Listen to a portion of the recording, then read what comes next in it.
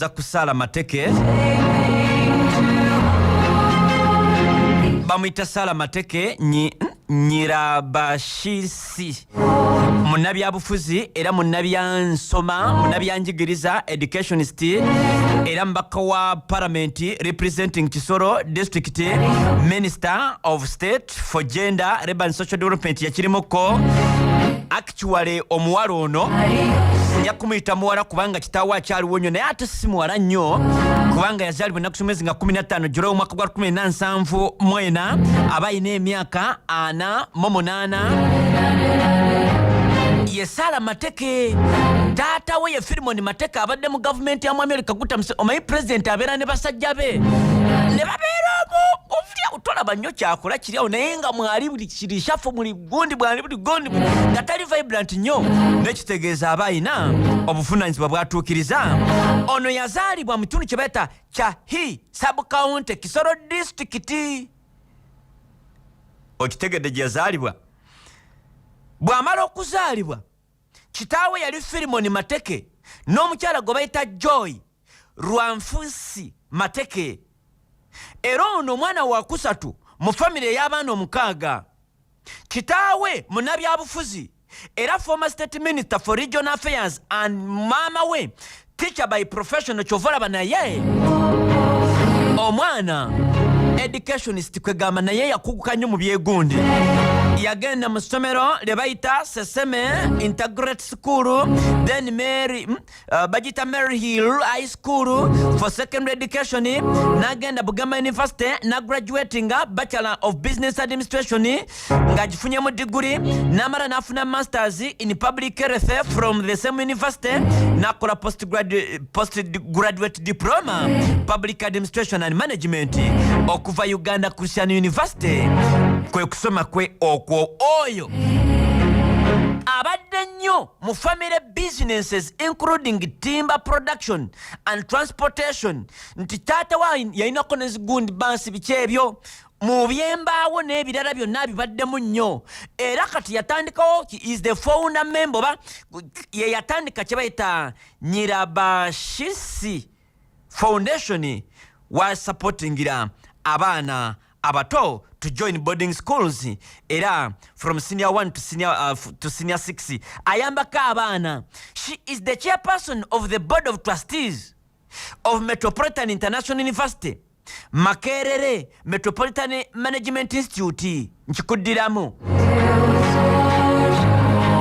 Actually yayingira mu public service as assistant town clerk of Kisoro Town Council eyo gye yava n'atandika okuyingira mu kiri eky'ebyobufuzi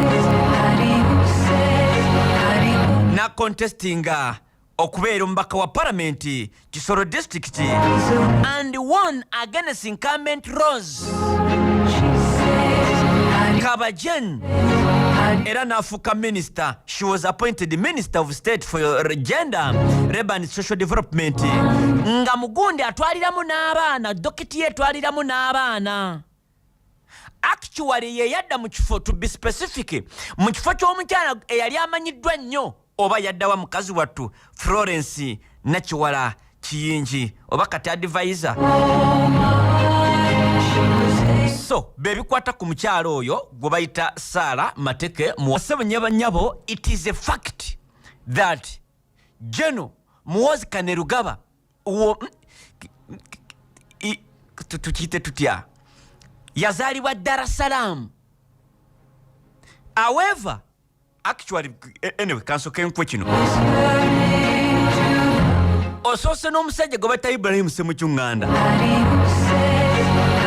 mubaka wa parliament eyagiyingira ali mu kisanja kye kyakusatu kitegeeza yakamala mu parliament emyaka nga 12 bw'omutunuulira awo basebe ne bannyabo oyinza okulowooza musajja mukulu nnyo. Anyway era akuze yayingira parliament nga muto gatako emyaka 12 kitegeeza Honorable Ssemujju Nganda alina emyaka 49 yazaalibwa ennaku z'omwezi nga 22 Septemba omwaka gwa 1973 yasomera Masaka secondary.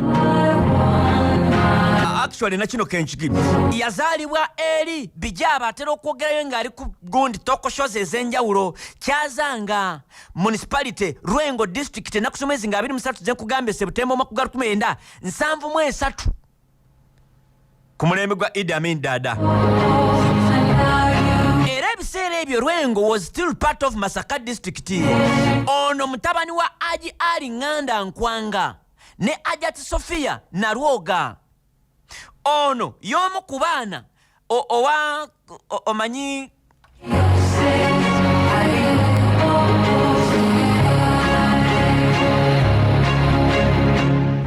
Haji yalina abaana bayitirivu nnyo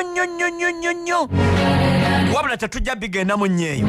Yasomera wali ku Bijaba Islamic Institute few meters okuva ne wali we baamuzaalira, n'akolerawo kye bayita primary reading certificate n'agifuna oba P7, ne yeeyongerayo after the institute started a secondary school section. Ssemujju n'ajoininga senior 1 senior 2.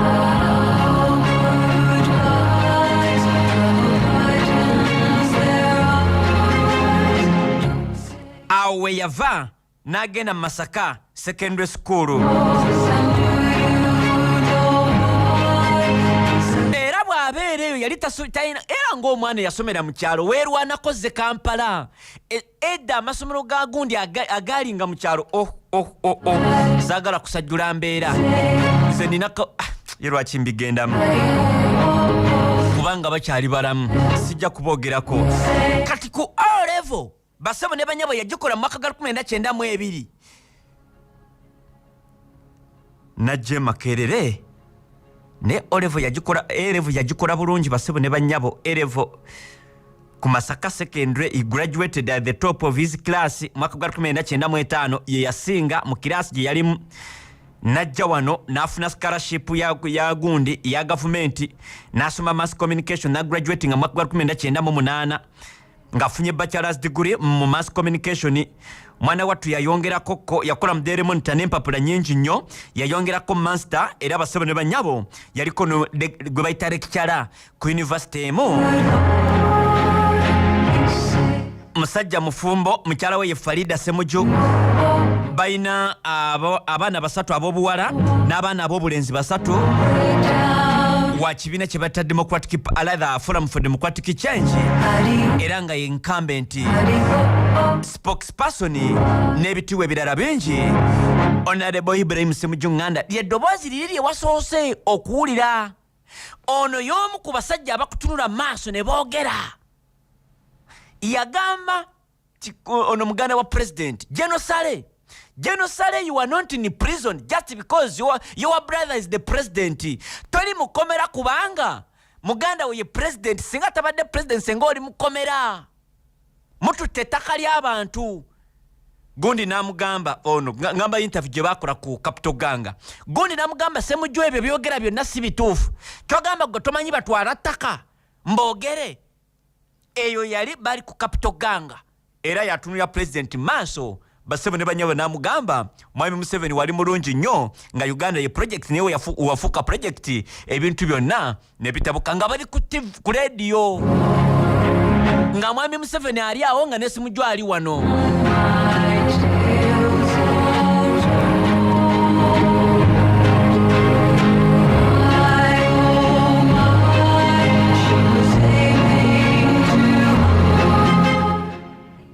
Ekibuuzo ekisembyeyo amazima ga Katonda mu ggulu.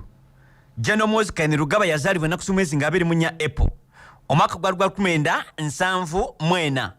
Baawukanya myezi n'ennaku z'omwezi, kitegeeza naye alina emyaka 49. Yazaalibwa mu ggwanga lye betta Tanzania mu kibuga kye betta Dar es Salaam Tanzania.